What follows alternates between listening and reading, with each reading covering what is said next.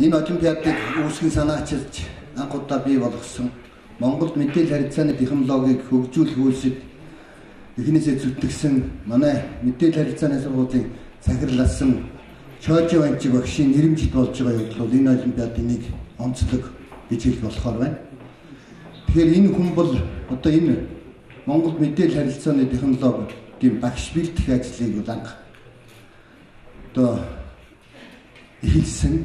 Өөрөөр хэлбэл энэ мэдээлэл харилцааны технологийн багш бэлтгэх сургуулийг үүсгэн байгуулад энэ сургуулийн сургалтын одоо бүхэл төлөвлөгөө хөтөлбөрийг боловсруулад одоо эндээс энэ төгсөгчдийг энэ чанарыг дэвшлүүлэхэд бол үргэлж зүтгэж ажиллаж ирсэн ийм хүн байна.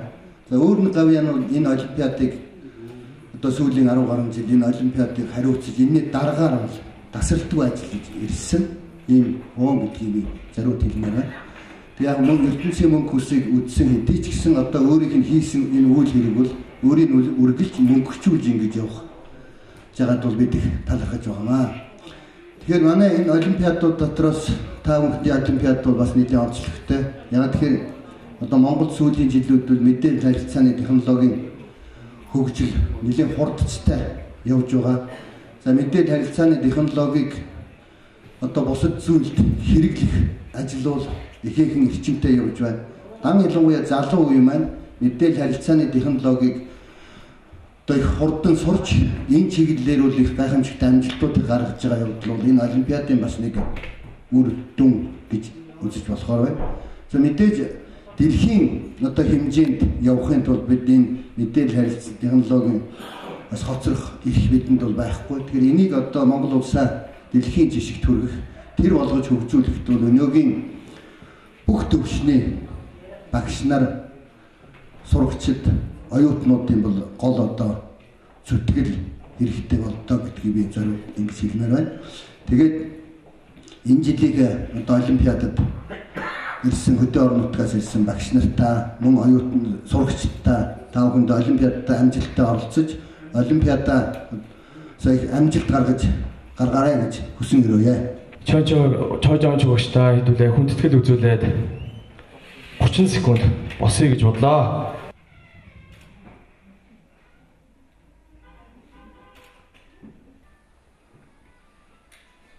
Ингээд энэ удаагийн олимпиадыг ивент тэтгэгч байгууллагуудын мөн та бүхэнд танилцуулъя. Green City компани, Interactive компани, Business Technology гэсэн компаниуд ивент тэтгэж ажиллаж байгаа юм байна. За ингээд энэ удаагийн мэдээлэл зүйн улсын олимпиадын зохион байгуулж буй Монголын мэдээлэл зүйн олимпиад төрийн бас байгууллагын тэргүүн ноён Цэдвэсрэн таныг хүндэтгэлтэйгээр урьж байна. Энэ төрөлцөн ирсэн эрхэм хүндэт профессор багш нар, зочид төлөөлөгчид, багш сурвалжлагчдаа энэ өдрийн гал халуун мэндийг өргөн төвшүүлье. Жил бүр уламжлал зохиогддог Монгол улсын одоо мэдээлэл зүйн олимпиад энэ жил 27 дахь удаага зохион байгуулагдаж ийхүү нээлттэй хийж байна.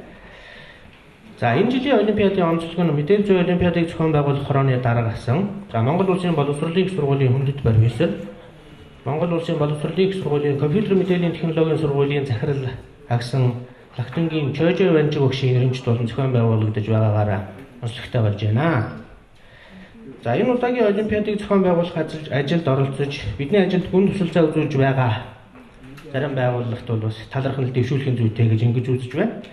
За тухайлбал Монгол улсын боловсролын их сургуулийн компьютер мэдээллийн технологийн сургууль, Green City компани, Interactive компани, мэдээллийн технологийн үндэсний парк, за үндэсний дата төв, BitPress компани, Монголын мэдээллийн технологийн сургуулиудын консорциум зэрэг одоо байгууллага хамт олонд гүн талархлаа илэрхийлж байна. За та бүхний одоо оруулж буй хувь нэмэр Монголын одоо бяцхан иргэдийн мэдээлэл харилцааны технологийн хөгжил дэвшил цаашлбал Монгол улсын хөгжил хувь нэмрийн оруулж байгаа гэдэгт итгэлтэй байна. Улсын мэдээлэл зүйн олимпиад нь уламжил ёсоор өмнөх 2 даваанаас шалгарсан аймаг нийслэл болон аймаг нийслэлээс шалгарсан багш суралцагчдын бодлого бодох уралдаан 2 өдөр За мөн одоо суралцагчдын програмчлах чадвараа илэрхийлсэн шин санаа, шинэлэг сэтгэлгээгээр бүтээсэн програм хангамжийн бүтээгдэхүүний уралдаан гэсэн хоёр хэлбэртэйгээр зохион байгуулагддаг.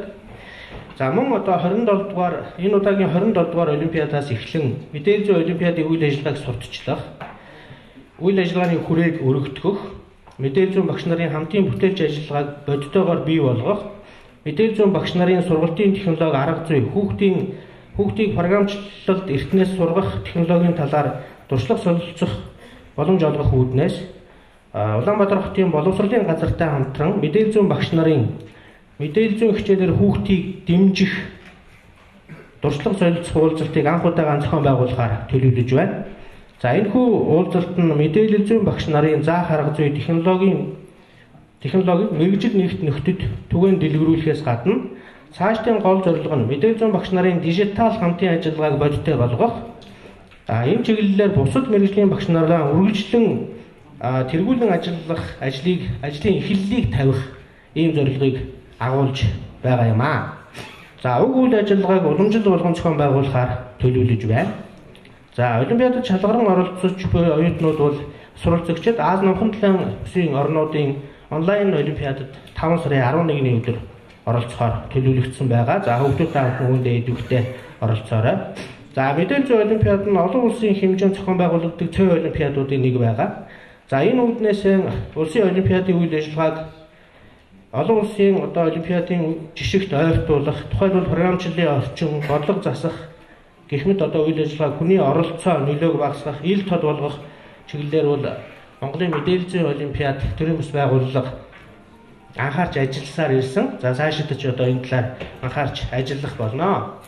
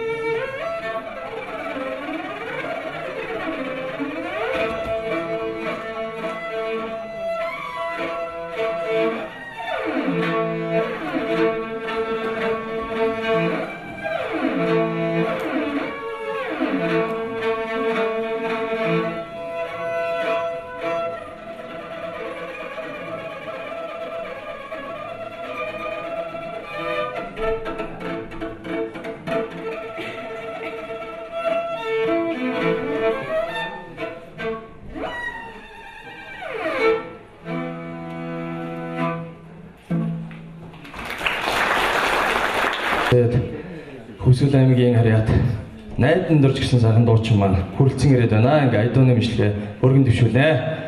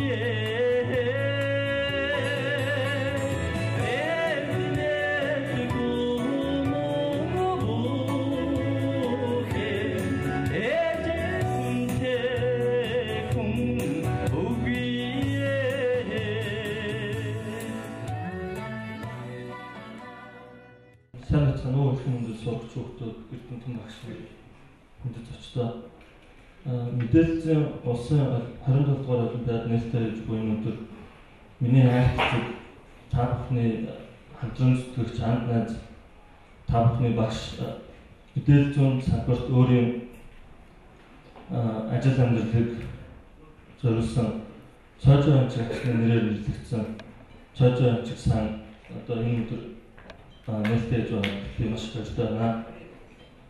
Энэхүү олимпиадыг одоо аавмаа нэрнжид болон зохион явуулж буй мэдээлэл зүйн олимпиад төрийн төсөл агуулга Монгол Улсын боловсролын сургууль компьютер мэдээлэл технологийн сургуулийн хамт олон чанарт нь гүн талархад илэрхийлээ.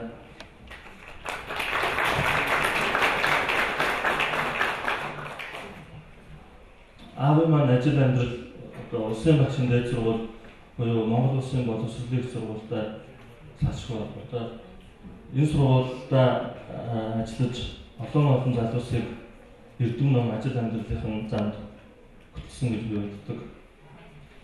Мөн аамаа Монголын мэдээлэл зүйн боловсролын салбарыг хөгжүүлэхэд өөрийн мэдлэг оюуныг зориулж олон арга өргөмжийн бүтээл төрүүлсэн эрдэмтэн хүн байсан.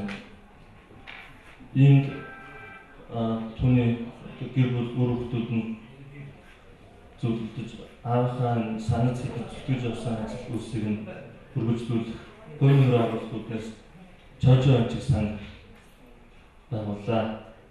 Сангийн гол зорилго бол мэдээлэл зүйн боловсролыг хөгжүүлэхэд мөн багш сурагчдын хөгжлийн төлөө үйл ажиллагаа явуулахад чиглэгдэх болно.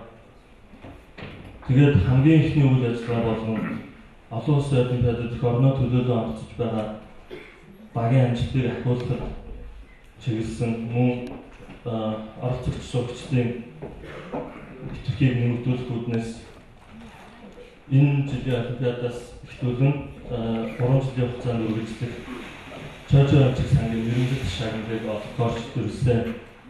Энэхүү шагналын журам нь эхний 4 байрт шалгараагүй хэдий ч мөн өндөр амжилт үзүүлсэн эх жилийн олимпиадад оролцох боломжтой төгсөх ангийн сурагч биш ийм үндсэн шалгуултаа тэгээд мэдээлэл зүйн олимпиадыг зохион байгуулах хорооныхонтой хамтран энэхүү тав хүүхдийг сонгон шалгаруулж сангийн нэрвч чанараа олгоно. Бид бүхний энэхүү ажил маань манай компьютер мэдээллийн технологийн сургуулийн оюутан залуусын маань урлагийн бичсэн үзүүлбэрүүдийг та бүхэндээ төлөвлөсөд бэлэн болоод байна. Ингээд та бүхний өмнө мэдээлэл зүйн 4-р ангийн оюутан мөнх цайг урьж байна.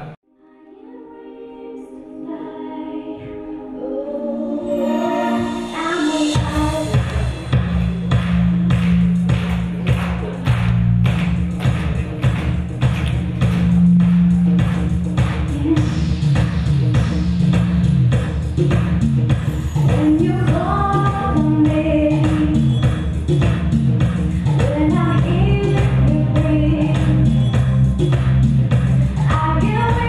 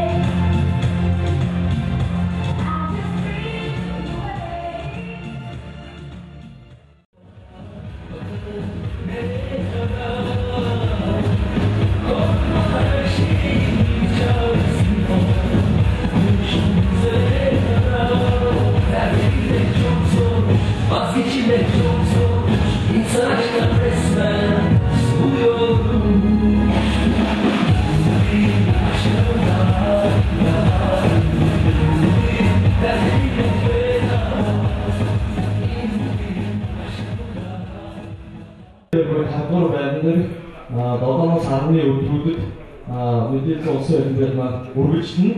За энэ өдрүүдэд манай мэдээлэл улсын олимпиадыг зохион байгуулах хорооны дарга асан шоужоомж гарсны зургийн болон бүтээлийн үсэг компьютер мэдээллийн технологийн сургууль дээр явагдаж байгаа. Ингээд та бүхэн тэрийг очиж үзэж таан сойрох хаа. За өчигдөр 5 дугаар сарын 7-ны өдөр буюу Меган гар олимпиадад оролцогчдыг бүртгэх мандат олгох техникийн зөвлөгөө гэсэн үйл ажиллагаанд явагдсан байж байгаа. За өнөөдөр бол бодлого сонгох комисс ажиллаж байгаа. За энэ болохоор дэгийн 27 өрөөнд ажиллаж байна. За нийтийн үйл ажиллагаа одоо явагдаж байна. 11 цаг 30 минутын суугчдыг лабораторид суулгах ихтэй хангалттай үйл ажиллагаа одоо явагдана. За дэгийн 306 дэгийн 309 лабораторид байж байна. За багш нарыг бас лабораторид суулгах ёстой. За тэр дэгийн 209 гэсэн лабораторид багш нараа очиж суучтай байна. За тэгээд олимпиад ихний өдрийн бодлого бол дэгийн 209, дэгийн 309, дэгийн 306 гэсэн өрөөнд 11 цаг 30 минутаас 15 цаг 30 минутын хооронд үргэлжлэнэ.